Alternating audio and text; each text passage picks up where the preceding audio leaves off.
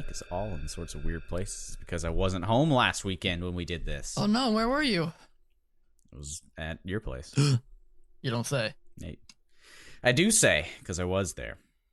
It was interesting. It was interesting. But thinking about that and then the week that has surpassed, the thing just downloaded on my thing that I wanted to talk about. But before that, as the week has passed, we've gone through Halloween, haven't we? We have. It's been so spooky the past week. So spooky. No, yeah, really not. Chicago was like, hey, you want some winter on Halloween for a little bit? Oh, yeah? It was like 27 degrees and snowing. Was there any kind of crazy. trick-or-treaters, any kids walking about? If they were probably blanketed in 40 pounds of jackets and whatnot as They their were parents protected them. dressed up as the ice climbers. The ice climbers. Oh, Yeah. no, those guys are terrible. Not the melee ice climbers. That would truly be horrific. That's They can do scary. that wobbling thing. I mean, do you know about that? No. They can do an infinite grab chain that is not, I think recently it was banned, but for the majority of the lifespan of the competitive side of Smash Bros. Melee, it had not been banned. So if you were grabbed by the ice climbers, you lost, essentially. Oh my goodness. That doesn't sound good at all. It's utilizing this thing known as desync, where one would grab and the other would hit, and then the other one would let go, and the other would grab, and then it would repeat, and they would keep hitting the person. The rule was up until, I think, 250%, you had to let go, otherwise you were disqualified. But when you're at 250% in Smash, you'd get tapped and you You're die. pretty much already dead at that point. So, Welcome to our new Smash Brothers podcast. Smash Bros. Podcast. No, that's definitely some nightmare fuel for some people. Oh boy, it's frustrating. Ended some careers. Yeah, but we were Broke with some thinking. controllers. Oh no, okay, I'm getting ahead of myself again. No, First, I wanted to talk what were about we thinking? something else. Hold on. All right, That okay. spoopy thing that I saw. Well, Oh. it's scary-ish. That Diablo 4 trailer, Yeah. that was intense. Blizzard. I mean, you saw it, right? Yeah, I've seen it. I've seen Yeah. I used to be a big Blizzard guy. Wasn't big on Is- Diablo 3. I've never played any of the Diablos, but that trailer, like I said to everybody in our Discord chat, was probably one of the best cinematic experiences I've ever had. I mean, that short, like 3 to 4 Blizzard has minutes. always had a knack for making just incredible cinematics every day. They had that Overwatch 2 trailer that came out as well. Yeah, that was pretty good. Which was interesting. There's something weird about the audio engineering, specifically for Tracer's voice in that game. It sounds so doctored, like a normal person's voice, but they've like altered every inch of that waveform and how it sounds to make it sound perfect. Sure. And it's got like an uncanny valley feel to it. That's my only gripe ever with Overwatch things. Yeah, but I mean, I don't know if they're really going for a great audio and visual experience. Though it does look very nice. It looks very nice. It's a bit. I don't know why they're doing Overwatch 2 rather than Well, just making from it. what I've heard, from what they've explained, the lead guy has mentioned that if they were ever to do PvE, they'd have to make a whole new game. It's not possible to do in their current engine or something. Interesting. So that's why he was saying if you have Overwatch 1, you can still play all the maps and all the new stuff. I guess it's mainly just if you want the PvE content. Yeah. I think. I don't know. So that's cool. I like refreshes and the Overwatch engine. I think they've improved upon it rather than made a new engine. But that's neither here nor there, nor is it spooky. Well, they're doing a Halloween event probably, I'm sure. Actually, it's probably over now. Well, it's November, so it's Christmas time already. Yay. Bunches of peoples out there in the world have just screamed at us about Thanksgiving. Yeah, Wearing but their there's no turkey Thanksgiving sweaters. songs or anything. Name the That's last true. Thanksgiving movie you watched. I don't Can't. think I can, but I know there has been. Yeah, it's very rare though. They exist. I can't think of any. I actually can't think of any either. I don't But think me they and do you were exist. also thinking, What were we thinking? what should we do for this podcast? Yeah, we didn't. We And- wanted to do something spooky, but our schedule was off because we wanted to do a podcast while he was here about DM bindering, Yep. which we did. And you just brought up randomly, I think, like a few days ago, and you said, hey, why don't we do Hags? We've been tossing around that idea for Hags a are little bit fun. already. And then we just kind of decided to do it. And we went to our old fancy Volo's Guide to Monsters, looking at the PDF right in front of me, and it's all of its PDF glory. Yeah, and it's I mean, it's also they talk about a little of the monsters manual. I think of all the, I mean, that's not true. That's never mind. But a lot of the monsters in D&D, there's a lot of pop culture hags as well that you can definitely pull some inspiration from. Pretty easy to just pop a movie on and say, hey, that's a hag. My initial view of no, that's my grandmother. Hey, that's a little mean. You got to watch out there. But my initial view of hags was that they're kind of dumb and they don't speak and they just shoot fireballs at you like from Skyrim. Holy cow. That's what I thought. But you've had a hag experience. We've used hags in the game I've played before. way more Skyrim than that, so I've forgotten about that until you brought it up again. Yeah, and remember how terrible of an experience it was. Everything fantasy related, it just goes through Braxton's Skyrim glasses. Well, good, because that's the majority of people in this world. They can listen to this podcast from my point of view. Well, speaking of freaking Skyrim, I was on Steam and it recommended me Enderal, and I don't know if you've seen any of the trailers for that. Yeah, Enderal's but great. Christ, I literally just bought original Skyrim. Take my money, Bethesda, but like hopefully not. I mean, it's like playing Skyrim again for the first time. I'm gonna the story's not that great, but there's lots of fun things to explore. Oh, the story's not that great. I heard it was good. I don't remember. I played it when it was not completely out yet. Oh, this came out February 2019. So yeah, I haven't played like the full release.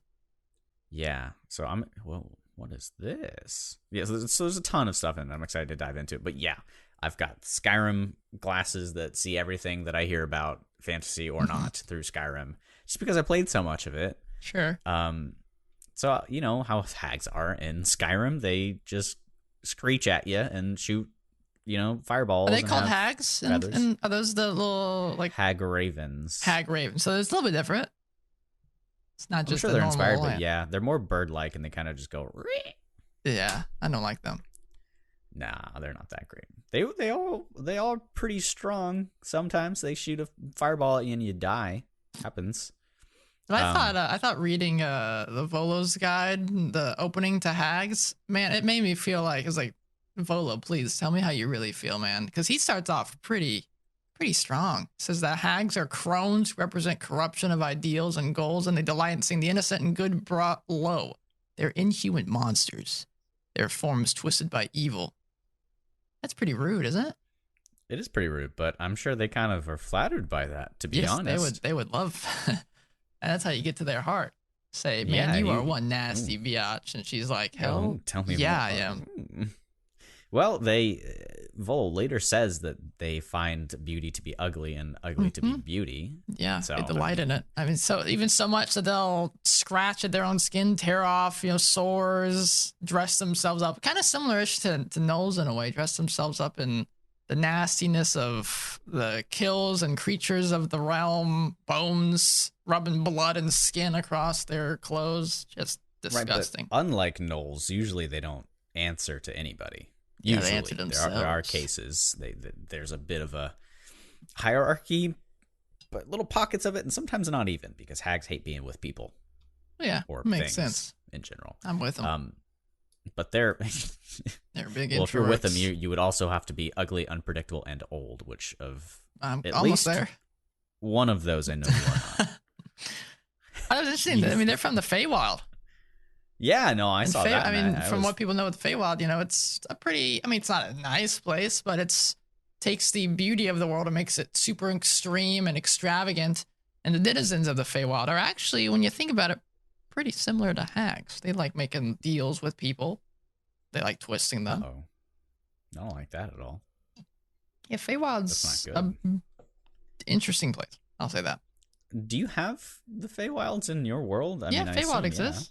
Yeah, it's more of a kind of an elvish areas have more. I mean, there was a time where the party was in an elvish forest, and I believe I might have mentioned there, maybe not, but the veil to the Feywild is much thinner there, and so there's some crossover. Some of the creatures you guys had encountered there were probably from the Feywild. You mentioned that time was a bit wonky there, and that people got lost very easily, but I don't think there was much else said. So that's what I was thinking that might have been the Feywild, which is interesting because one of our characters is from there. Yeah, Feywild's some cool stuff, and these hag creatures are from there, but they have kind of left the Feywild and decided to hang out the material plane. Are all hags from there? Yeah, yeah. They Really? originated from the Feywild. Interesting. If you I look at their stat didn't think blocks, they're that. all phase, I believe, except for I think Night Hmm. Hag is a fiend. Yeah, night hags are fiends, and they seem scary, and I Yeah, don't they're my like them. favorites. That wouldn't happen to be the ones that we encountered, would it? It was one of them, yeah. Oh no. Yeah. That's no bueno. Yeah, to give you guys a reference, I think she started off selling something, correct? Yeah, it was from Curse of Strahd. It's Morgantha. She would sell, Ah, but I believe I don't remember. I can't remember if this is correct, but I'm pretty sure in Curse of Strahd they're all green hags. But I think hmm. that I wasn't. I was like, that's not that exciting. Let's make it more fun. So I turned a couple of them into night hags. I think I turned one of them into That actually might have been one night hag and two green. I don't remember exactly. It's been a while since I ran it. It's been a long time. Yeah, but yeah, she was a night hag selling stuff, but she was just kind of an old lady, and you guys were a little intrigued. But it leads into, and I think Curse of Strahd is one of the best examples on how to run hags, because hags originate. We'll step back a little. Hags originate by stealing children, usually Yeah, babies, they were doing that. and eat them, munch on them, and then birth out another child, which I like to think, it doesn't explicitly say this, but I like to think that the child that they birth out a week or so later looks exactly the same. It's always a daughter. It looks exactly the same as the child that they consumed, because then they can also return the child to the family and watch it on its 13th birthday turn into a terrifying crone, a hag, just Yeah, like so it. that was my question when I read that. Do they Mhm. look normal up until their 13th Yes, birthday, and then they just look old yeah, and gross? look human. And then the Then they just 13th, bam. they get all nasty like. Do you think the kid knows it's a hag up until that point? I don't know. I like to think that there's some vileness growing up in the surface. You know, like you could see some documentary of a child of rage, I think is what it's called, child of rage, with these kids that have some psychological issues, and maybe it's something like that. This kid just loves tearing off heads of animals or taxidermy, just weird small things. And then the 13th name they turn into what the parents feared the child may always be. That's gross, and I'm now upset because Why I'm are you thinking about upset? what happened. Aw. Well, Well, they took child. They also did turned me into a take a lot freaking of child. frog for like Yeah, several rounds. actually, I think you were a toad. I think specifically. Toad, same thing. Whoa, whoa, that's kind of offensive to toads, actually. Hey, I live by my statements. All right, Don't all at right. me. Frogs are toads. Hashtag. Frogs are toads. But if you Frogs are recall, the hags that you guys had encountered, they were in a drum roll, please. Do you remember what it was called? Coven? Yeah, they were in a hag coven. A hag coven is 3 cute little, sweet little hags that work all together, and the way these hags are birthed can almost lead to a hag coven. If the hag's like, man, I could really use some more people to help me out with my terrifying plans, then they can go steal some children, birth out some kids, and then boom, they got their own hag coven in 13 years. You're making it sound like a factory here. Could be birthing out hags. I mean, hag Volo kind of factories. says that this occurrence is a little rare, but in Yes. Strahd, they seemed like they were doing a freaking machine. Yes, but they weren't turning them into hags. They were just messing with them. Yeah, there was one in a box, if I recall. Yeah, they were cooking them into the food. Oh. Yeah, nasty, mean, isn't it? Do they have a choice on like when they? Oh, and then they fed them back. Yeah, they were selling some sort of delicious thing that everybody really, really enjoyed. Yes, yeah, yeah. And got addicted to. Oh, It's just yeah. kids. So, Not just kid. There's more in it. come But on, man, that's nasty. well, they're hags, man. They like nastiness. Oh, it all makes sense now. It all comes together. Yes, it But does. with the hag covens, though, they're all in. It's just these three, and they, like you mentioned, they don't like being around people. They also don't like being around hags. Like having their own place, their own little enjoyable area to work on their vile deeds. But if they want to work on a specific goal, it can be a lot easier with some friends, and sometimes they kind of put aside their differences to work together. There's still a lot of bickering involved, I'm sure, but at least they're able to work. And they get some extra Ryan, spells. Hold on. All right, I'm holding. What kind of goals do hag covens have? I mean, you name it, they probably want it. And I mean, it really depends on the type of hags that are in the coven as well. That's but true. I think the main goal, they only really want to get together if they cannot do it themselves. So let's say, if we're going to take this into, like, let's say I'm a DM wanting to use this in a game. Let's say I have a hag that the party meets early on, and the hag escapes a combat encounter or finds that these guys are a little too strong, but they hate them and they want to watch them burn and rot and die.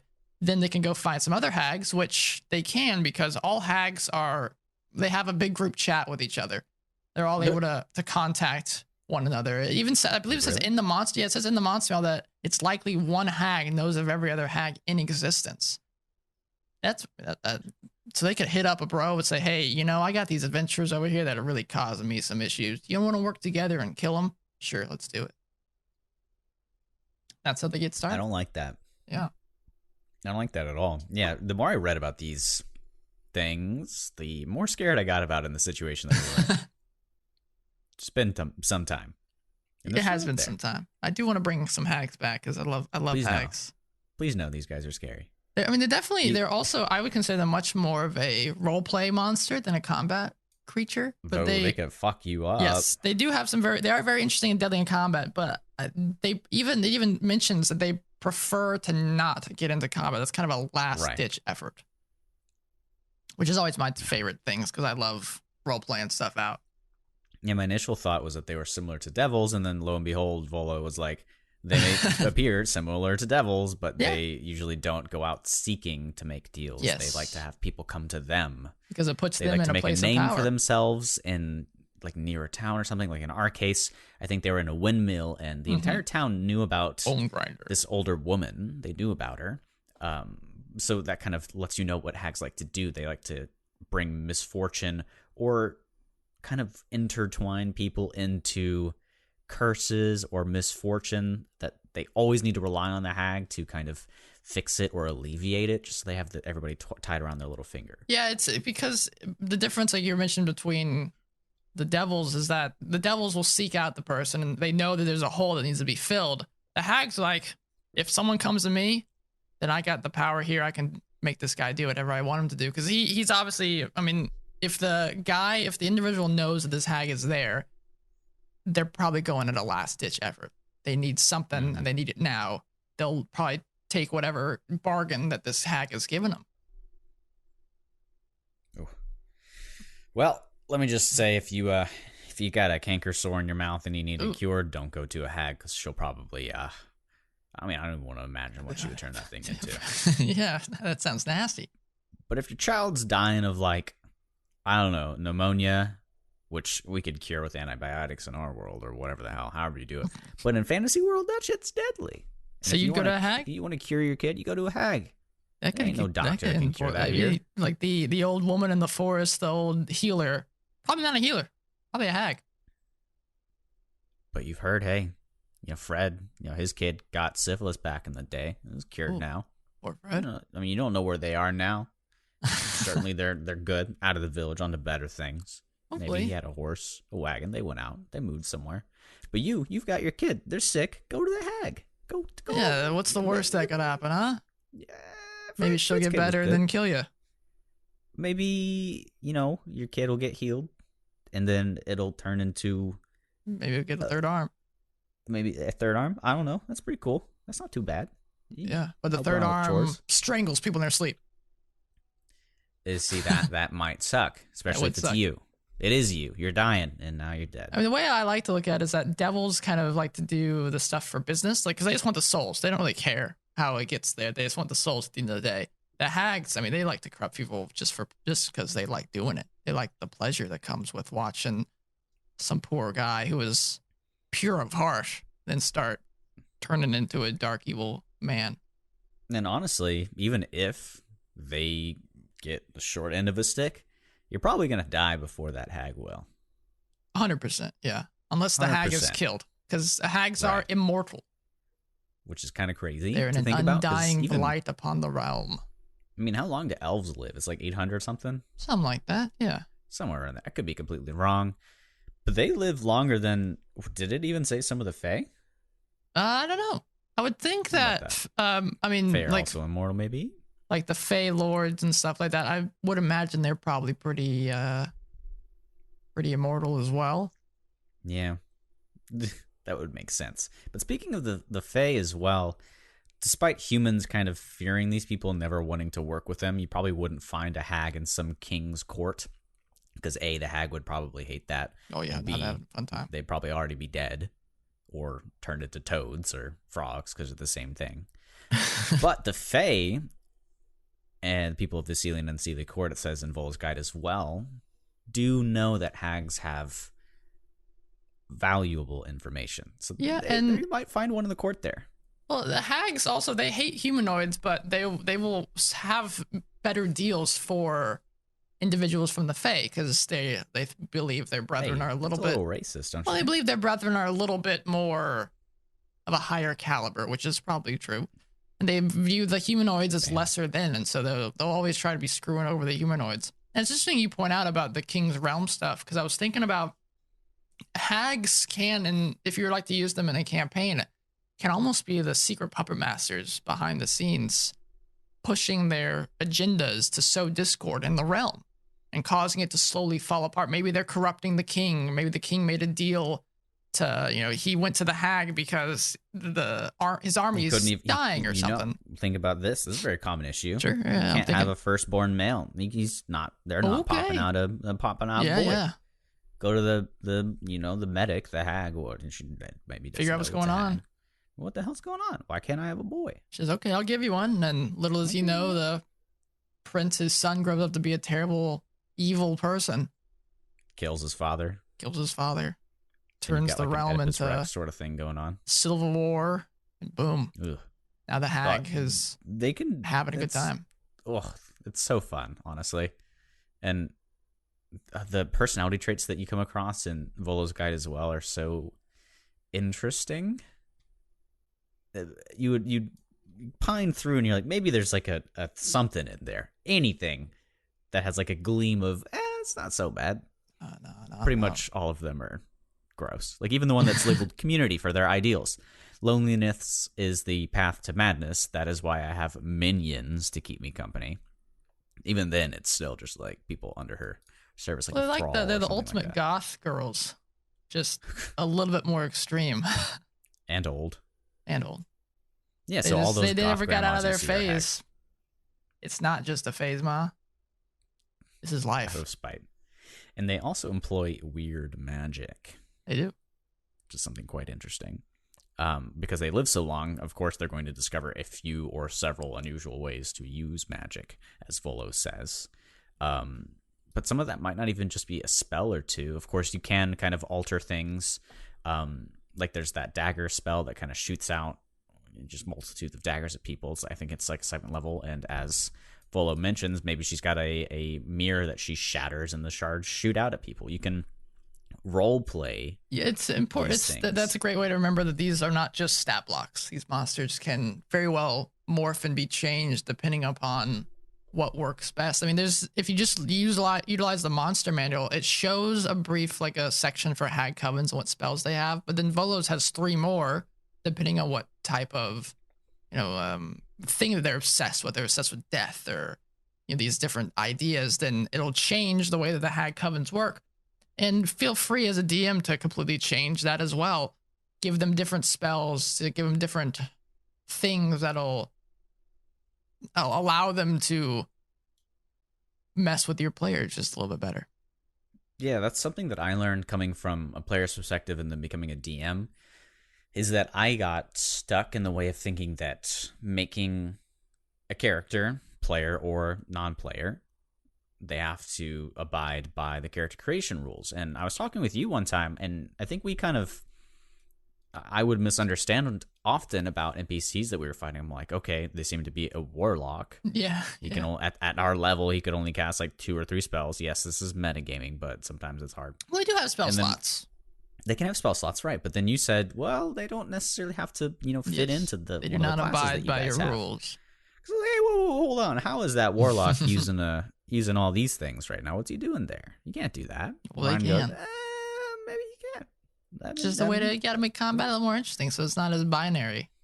And where I'm going with this is that even for players, if you've got a spell and you're, in my case, I'm a Hexblade, but I don't want to be serving the Raven Queen.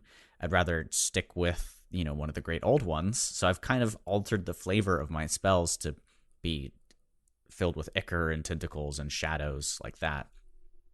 Feel free to do that with your monster spells, as long as, A, it isn't overpowered, and B, it still kind of keeps the core of what that spell is meant to be. Yeah. I'll go for heck and do it. Heck, and I would say most people who would have reservations about this are those who are sticking relatively faithful to the official resources that are in front of them, rather than doing 100% homebrew. But homebrew can be boring. But yeah, I just wanted to mention that because it's something that I kind of had an epiphany about lately, is that you can kind of make these into just have fun with it. Anything you want. Have fun with it. That's the big thing. But let's dive back into Hags. Well, it says speaking of Hags and kind of what you're talking about there's a section where it talks about the older Hags, like Grandma Hags. And it mentions that they have even stronger abilities, but it doesn't go into exactly what those are. And I think that allows for the DM to have a little bit of fun with it and make them a little higher level Hag for players to fight against, give them higher level stats and give them different fun spell abilities. I mean, you can even look at the regional effects. So there's specific regional effects for Grandma Hags. I love that. Yeah. Does the monster manual talk about that at all, or is it really just up to interpretation? It's completely up to interpretation at that point. So what would you do with that then? For to give them extra abilities? Yeah, you got a strong Grandma Hag. What abilities would you give her?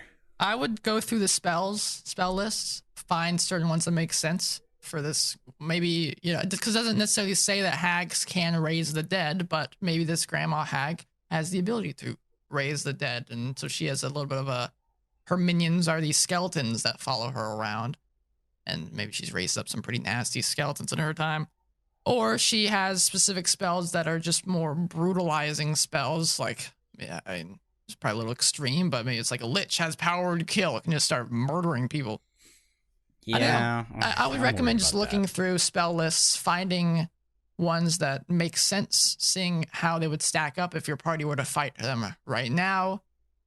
Because you don't want to just kill them. That's no fun. No. Because the party would know. It's one thing to just have a random tough encounter that the party's like, okay, we're not just supposed to be able to fight this right now. It's another to have, because Hags, again, if the Hag is fighting, then the Hag's not necessarily lost, but it's not doing what it wants to be doing. So the party would know at that point, this is a powerful Hag. We probably should not be fighting it right now. Just be careful when you homebrew stuff. Fight the Hags, and they, I think, mostly used Counterspell and Polymorph. Yes. So they weren't really attacking us. No. And then when I think they had 1 HP. That happened a lot that campaign. Yeah, whenever you guys killed one, the others left.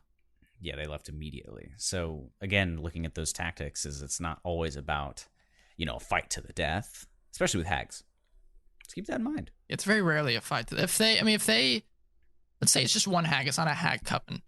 The Hag will try to bargain with them first. If it knows, because we mentioned that they view humanoids as lesser than.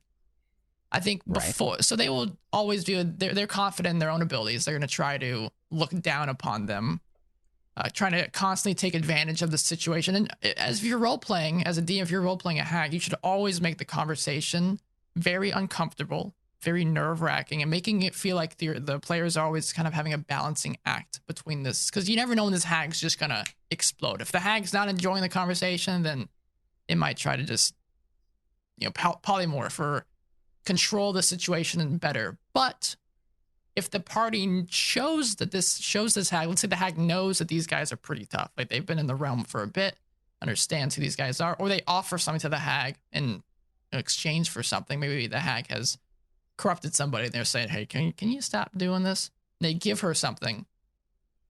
Then she can see that these guys are pretty powerful, and that will, I think, change the conversation, make it view the players in a different light. And instead of trying to be on top, we'll kind of say, okay, well, how can I use these guys? And if it's still not working out for the Hag and the party's about to kill them, then they're just going to do the exact opposite and try to act completely helpless, will lie, deceive, anything to try. Like the first time you guys fought Morgantha, you were not really fought, you were threatening her because she was selling these things. You guys were like, this is weird. You shouldn't be doing this. She said, Right. I'm just an old lady. Please, please, please. I'm sorry. And I think she said, come up to my home and we can talk this out or something. She did say that. Because she wanted to try to get these guys away from, think up a new plan to control these guys. It obviously wasn't working out right now. Give me some time to figure out my new abilities. I would love to see an interaction between a hag and a devil who wanted something from her. Interesting. Because a devil, I feel, would be pretty damn good at handling a hag and getting them to owe the devil something. Because hags never like having debts to people. Yeah. And while reading through Volos, I noticed that the best way to probably thwart a hag, at least in regards to just you, is do something for it without it being able to refute it. I don't know. It's somewhere it says that if something is done for the hag and it owes a person a deal or a debt, it will do anything to get rid of that because it never wants to have that debt. Yeah, so if you can somehow get a hag indebted to you, that might be pretty interesting. I would like to think, though, that hags are a little bit more patient than devils, because the devil wants the soul. Eventually, the person who made the contract will die, and the devil will get the soul. But hags are immortal, and they just want to watch people get corrupted, and their plans can take hundreds, if not thousands, of years to come to fruition. So they might be able to outlast the devil. I don't know. I mean, do devils die? Like high level devils? Well, yeah, but I mean more so that they like seeing their contracts come to fruition and getting their souls. So they have a time limit set up. The hag is like, it'll happen in 10, 15, 30, 50. It'll happen at some point. I'm not going anywhere. Well, brainstorm this with me, because I think that could be a really interesting portion in a campaign. Yeah. Like a devil. There's got to be some way to set this contract up, because especially for my character, he's been handling the effects of some other contract that has been dealt and he was a part of. So imagine that a hag somehow is tied into signing a contract that affects her for as long as she lives. Well, yeah, what would she be wanting? What would she do? I don't know. Why would she go through that's the thing to think about. I feel like that could be a really interesting plot point. Could be. Well, what would the players get involved with? To try to get her out of it, maybe? Well, maybe the hag has to bring souls to the devil, and she is pissed off because she wants to eat. Yeah, she wants to get out. People. She wants to get out of it. I don't know, but I think it could be interesting, like a hag tied into a devil contract, which may go into the night hags, because they've been depicted as more so like devils. Kind of. They've at least renounced their Fey heritage. Yeah. And let's run through. Let's give them a little bit of info on what types of hacks. There's a good chunk of them. Volos adds a few more, and if you have other homebrew stuff like the Creature Codex or Tome of Beasts by Kobold Press, they add more. We're not going to go into all of those because that can get into quite a bit, but we'll go into the extra few that Volos adds. So starting off, the Anise Hag. The Anise Hag is the ones that are kind of in the mountains and the hills of the world, and they are some freaky looking dudes. They are the most, just looking at stat block wise, they're by far the strongest with a strength of 21. That's pretty tough. My God. That's pretty tough. And they're as tall as an ogre. Tall as an ogre. Terrified now. But again, they still have that hagness to it. They don't, they prefer not to get into combat if they can avoid it. They much more prefer to torment the weak and the fearful and watch others exhibit fear. And since they live in these mountains, I like to think that they will try to corrupt people along the trails. And maybe have you seen Blair Witch Project? Blair Witch Trials? Nope. Nope. Are you thinking about Salem Witch Trials? But Blair Witch, it's a movie. And it's a game. But it's about this. It's good. You should watch it. There's something that came out recently. There was a game called Blair Witch that came out. Yeah. I think I watched that a bit. Anyway, though, I like to think it's similar to that, though there are hags that are actually enforced, but I think they act in a different way. The way that the Annis hag, I like to view it, much more of a presence that's away from the party, away from individuals, and just kind of is a looming presence. I mean, if we just look at the regional effects of an Annis hag, the gravel stones on a safe looking path and trails become sharp just for small little sections of the travel. And so it's like you're walking on caltrops. So you walk and just find and things start digging into your feet. There's small avalanches. You occasionally will hear laughter reverberating off of the hills, the walls of the area, the valley. It says it sounds like that of children or of the hag itself that occasionally pierces through the silence. Just to me, it's one of the creepiest hags. Yeah, it's just they're there to exhibit fear in the people in her lair. She doesn't necessarily want to corrupt them, though I'm sure she would like that as well, corrupt children and stuff. But she just likes seeing people scream and have a scared time. Yeah, you could have a really fun Halloween-styled, hike through the mountains. Mm-hmm.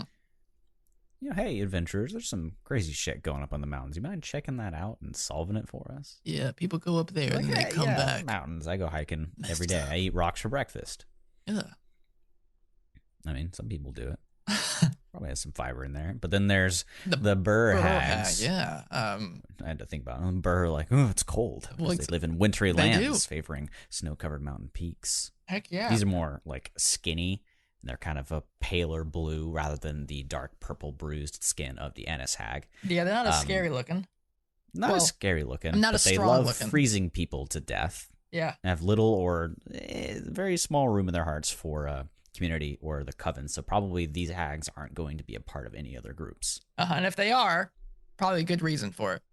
Very, very good reason for it. I could see, let's say, because it mentions that, since they're all kind of connected on social, on the hag social network, what if they're kind of friendly with another hag for some reason, or the parties encountered them and escapes this hag, but she doesn't like how they escaped or something, wants to find them, and then this hag, then the party kills another hag that she's aware of, she might contact some other hag, say, all right, we got to stop these sons of guns from acting up anymore. She reminds me a lot of about Baba Yaga. I don't know if you know who Baba Yaga is. But look to that, people. Baba Yaga. Actually, she actually has a monster stab block, so maybe not. But anyway, I also really like that she has she's the item, the gray staff magic. She has a gray staff. Some of the hags have specific things that they can create and have on them as well. And this gray staff, if she has it, can use it as a way to fly around. She can also get some specific extra spells. So I mean, as a DM, I would say she definitely has this gray staff, but you could have, maybe she's not at her home base, doesn't have the staff, and the party sees it. They can maybe steal it, so then she cannot use these abilities anymore. Yeah, so that could give you a way to, I'm sure she could probably make this again, but it's probably fairly valuable to her. Yeah, it's a way that they can weaken her. And then just to jump into the sort of regional effects again, because these are very, I very love regional effects of creatures.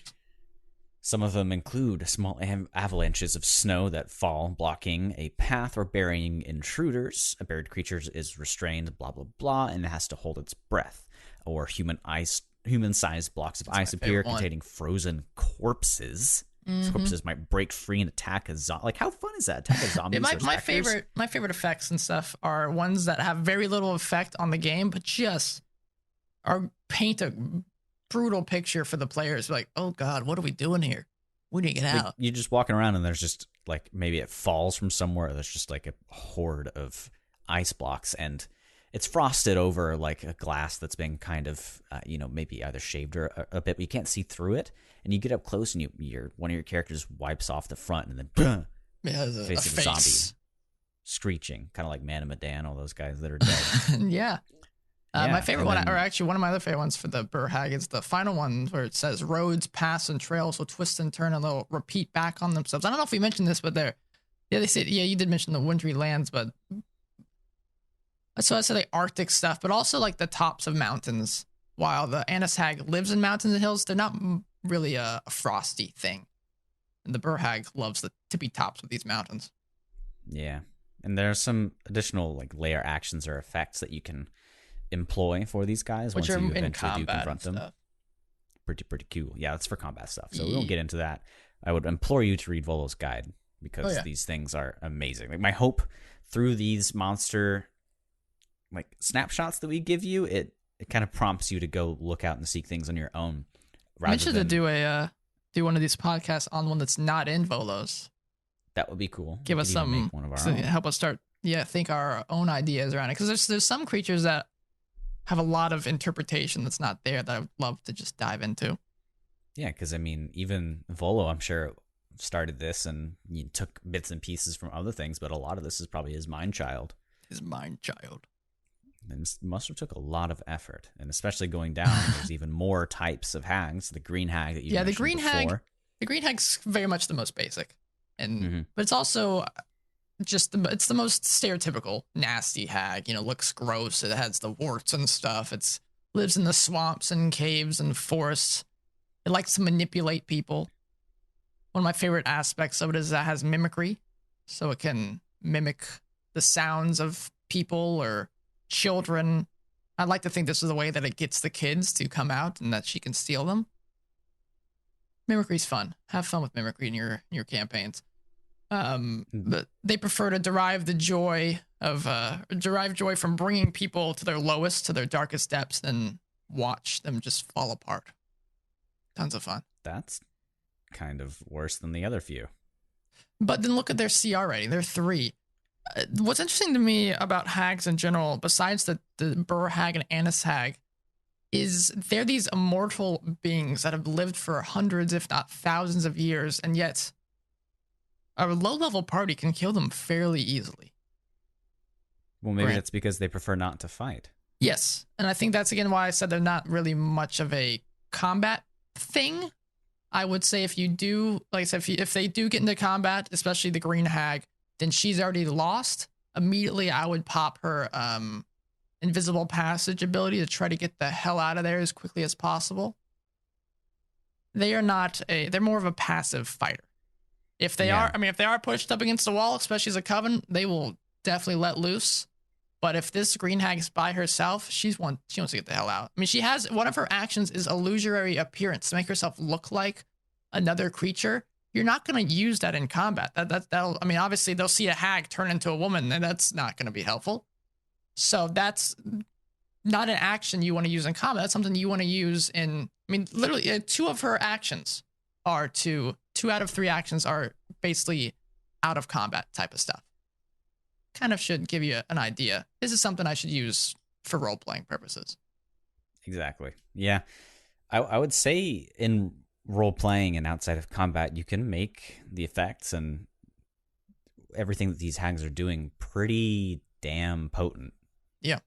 They can hurt a party or even stop them from achieving their goal, or really set in motion, like Ryan said. Maybe they've got some sort of grip on a king or a baron of the land, and some of these effects are amplified because of how much they've got this powerful figure wrapped around their finger.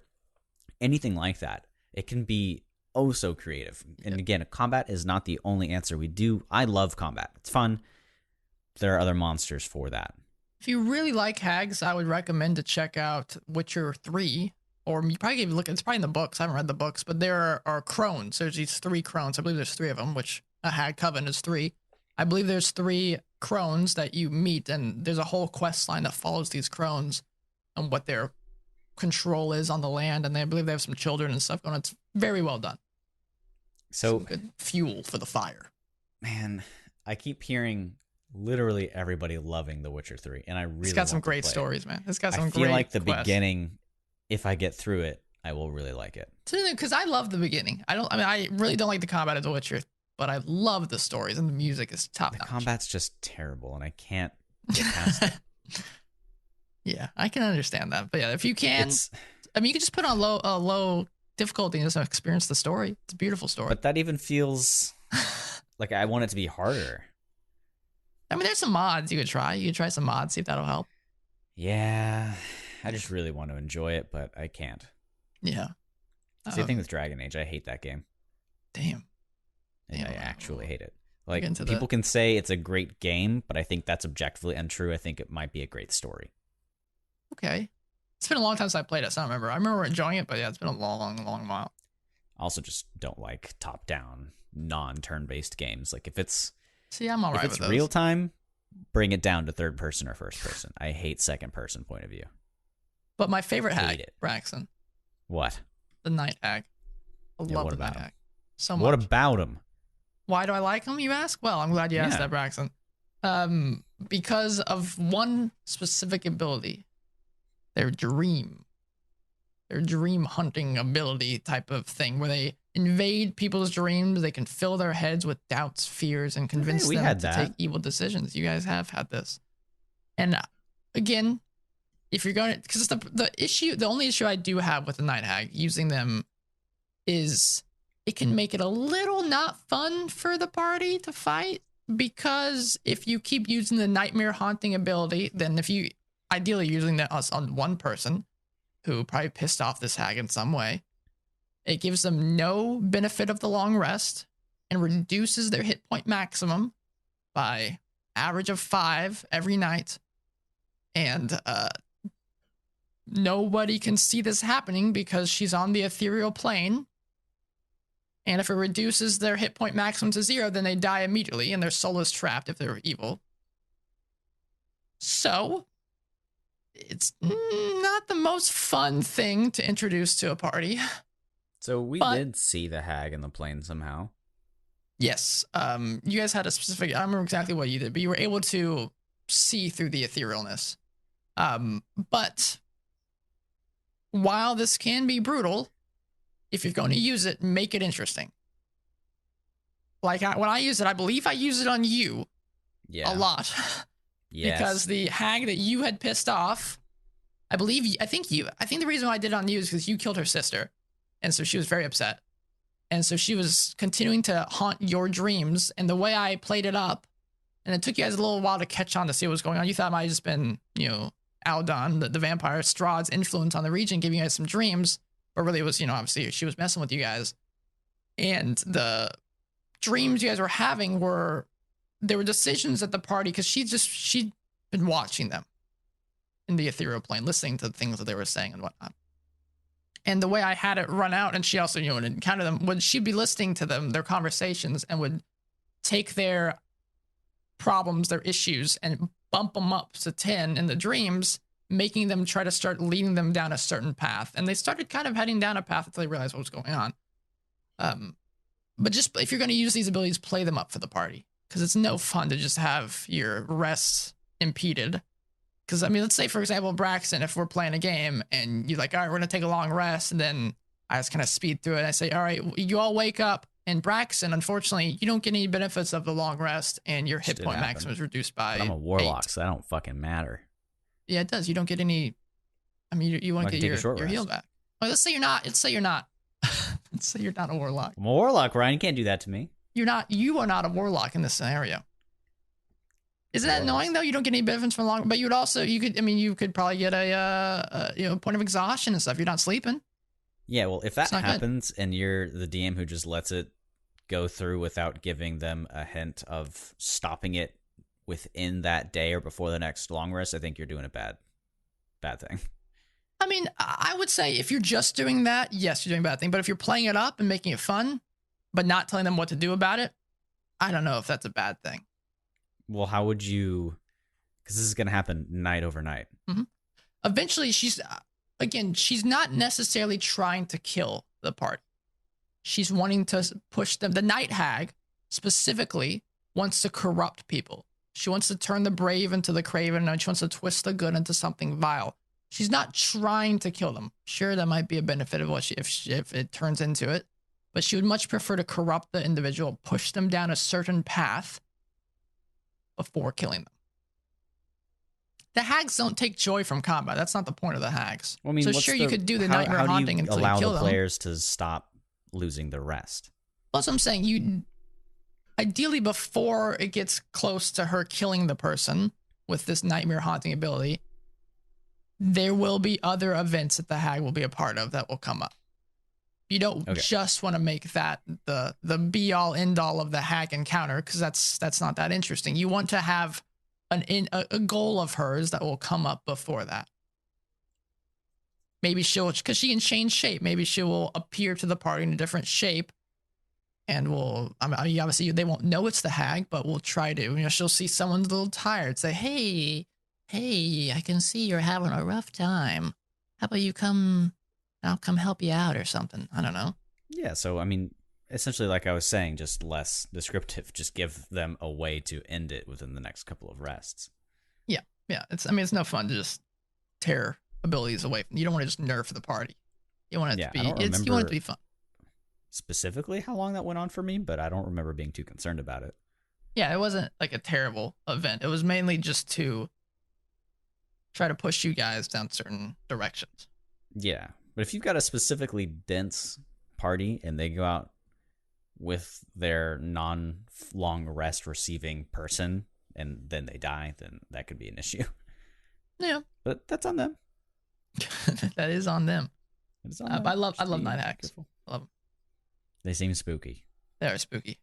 I don't like that. Then the final hag, the sea hag. They are the easiest hags to fight, but the nastiest to look at. And which is very important.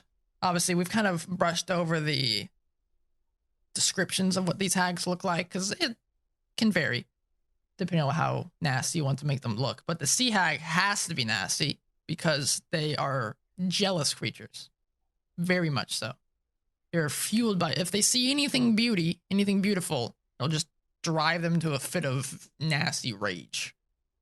Want to slaughter and kill, not necessarily, but want to, if they see some cool artwork, maybe they'll deface it.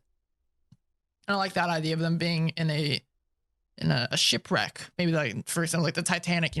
Beautiful artwork all over the walls of the Titanic, and this shipwreck had the same beautiful artwork, and the party discovers a shipwreck that's just been defaced in weird ways. It's not necessarily, that it was destroyed, but there's a cute woman that was on it, but now the cute woman has, her bones are sticking out in odd ways or something. I don't know. I'm giving you a very squinty look right now. I can't see you. Good. Bad. Imagine it right now, because we are about to get on a ship. They are. I'm watching you, Ryan.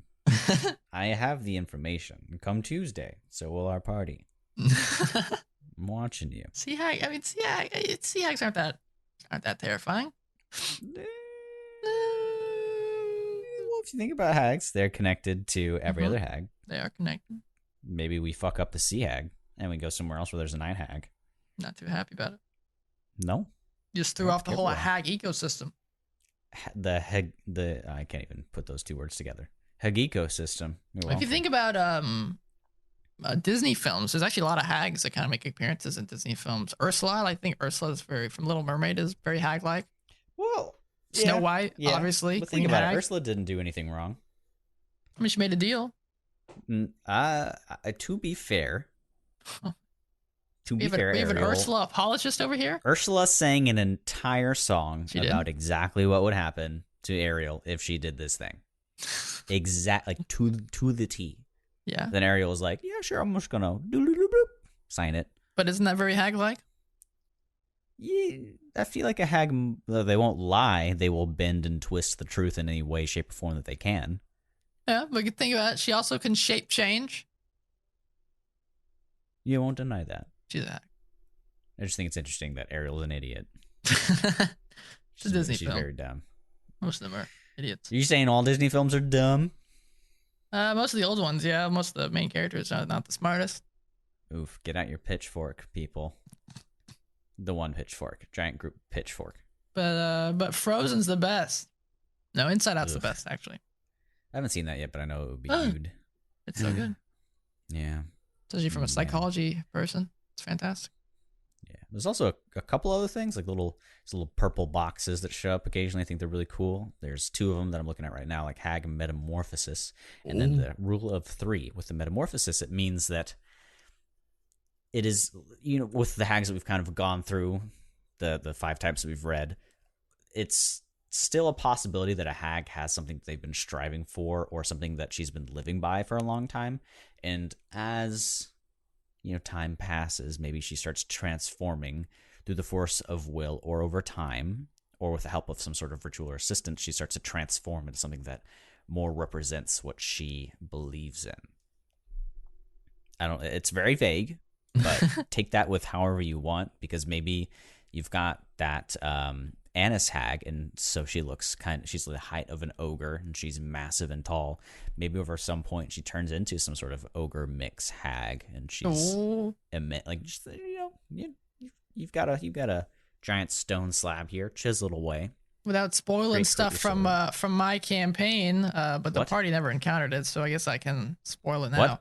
The hag that survived the encounter in Strahd's area, the vampire dude, there's actually two of them, I believe. But one of them was so intrigued by the vampireness of the realm that she almost became obsessed with it, and she turned into a different type of hag. Vampire hag? Nope. The type of hag does not exist in the monster manual. It's called a blood hag. You've told me about this before. Mm-hmm. Interesting. And then the rule of 3 says that all hags believe in strange and weird things, and everything comes in threes. But there was this discovery that I believe some scholars found out long ago, planar travelers, that they recognized many of the realms and layers of the multiverse are configured in multiples of 3. And it is said that possibly some plane traveling hags learned of this planar-based superstition and started using it in their rituals and spells. So things come in threes when hags are involved. Covens. Murder. End list. Period. That's it. Yeah, hags are cool, that's something else that you can throw in there. Maybe you've got some characters in your party that are monster hunters, and you drop some hints here and there. You start seeing 3 skulls lined up on a stake, or you see 3 rats running around and going into this home. Just things like that, little tidbits. Yeah, small little tiddly bits. Tiddlybits could be cool. I think hags are definitely one of my favorite kind of spooky. Well, I mean, this is one of the longest portions in Volo's guide. Like, compared to the Knoll thing, like, this is nearly twice as long. Is that right? I could be wrong, but it felt like it. I mean, there's stuff on their exit strategy, because they always have a plan on how to leave. There's effects that happen based off of what type of hag it is and what sort of layer location they are in, and what's going to happen on initial count 20.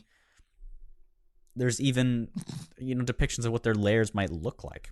Yes, I love that there's a little picture there that shows a skull layer, a ship layer, and a forest layer. Cool. So interesting. Yeah, I like finding the macabre and things. So is DM. Start getting at your Edgar Allan Poe. Go to Hot Topic. Boom. Start thinking like a hag. Don't do that, because then your friends will hate you, and you'll start living on your own and watching pounds and pounds of anime as you chant your magic Japanese spells to the wall. Sounds like Braxton. That came. Yeah. Oh man, I got on Crunchyroll yesterday, and there was this show that took me by surprise. I was not expecting it to be good. Let me find it real quick. Oh no. Hold on. Oh, it really surprised me. All right, don't make any noises. Okay, good. Welcome to Demon School, Iruma-kun. And I was not expecting it to be. You shut up. Was not expecting this to be as funny as it is, and it's completely blown out of proportion, very cartoonish, but I loved it a lot. And if you're looking for something kind of Halloweeny because it just passed, just gripping on to that as we go into the part of the year, part of the cycle until Halloween begins again, where you've got a long stretch of time before your spooky month happens, which is kind of right now. Look at this; it's kind of cool. Do you have a favorite? I mean, I don't know if you look at the monster mail and stuff too much, but do you have a favorite? Actually, how about this? Do you have a favorite scary encounter that we've had in game? Yeah, I do. Have we talked about the cat on the podcast? I don't think we might have, because of music. Maybe. Well, I'll talk about it again, because I think that's what you wanted me to talk about, because I talk about it a lot. So I don't know if this was in Strahd. I believe it was. Okay, so the encounter was in Strahd. Okay, damn it. But it's still really, really freaking cool. We were in the crypt of Strahd? Yeah, the castle. The castle, okay. And there were these coffins kind of lining this hallway, and in each one of them, if you decided to open them, and believe me, there was plenty of forewarning to not do that, both through my party and other things that we had heard prior to coming in here. But one by one, we start opening these coffins of these legendary or terrible people, and maybe there was an item in there or two or something, some sort of trap that was representative of what sort of person this was in the past. And I don't remember who. It might have been a ruler or something along those lines. We opened this one tomb, or at least I did, and I think it was the last in a long run of a couple of them. And Ryan's playing kind of spooky music in one of his playlists. They got some sound effects of things in the background. Creepy. It was definitely a great song that kind of assisted the atmosphere. And we opened this tomb, and it kind of comes open, and you look down. And I think it was a hall or a tunnel that kind of led downward a bit into a room. Yeah. And I leave the party because they're like, okay, look, you've been doing this already. We're ready to keep going. It's getting late into the IRL night. We want to fight Strahd. So we kept going, or at least I did by myself, and went down to this room. And at one moment, Ryan just cuts all the sound off. Yeah. And everybody else is dead silent. And he starts describing, and I think this came prior, he started describing these emaciated, pale, and bloody creatures with elongated claws and hands that were eating something in the middle of this room. And I think there's a pedestal with either a ring or some sort of helmet on it. Yeah, there's something next to him. There was something next to him. And as soon as I walked in, this all sound cut down, and he described the scene. And it was so tense because there's like 3 or 4 of them. I'm like, okay, I'm going to you're by yourself. Die if I do anything. And I walked forward, and for some reason didn't give a shit and just grabbed the item in the middle. They didn't pay me any mind. And I slowly walked out of there, and Ryan kind of eked the music back in as I left, and it was just intense. Yeah, okay, I found it here in Strahd here. It says a permanent silent spell suppresses sound in the pit. That's all it says. It's all it gave you, but you did lots of stuff with it. There was actually something that happened, I think, either last session or the session before that I think might have taken my favorite encounter. What did we do last session? That was just the ship. What are you talking about? The Wendigo? The Wendigo. Yeah. That was pretty damn close to it. Check Wendigo out if you ever want a really, really great monster. To be fair, I did tweak the Wendigo a little bit to make it a little more creepier. But yeah, Wendigo's great. That was awesome. It had a mimicry feature. Yes, which is why when I was on the Hag, mimicry is a lot of fun. Well, you think mimicry to be a dumb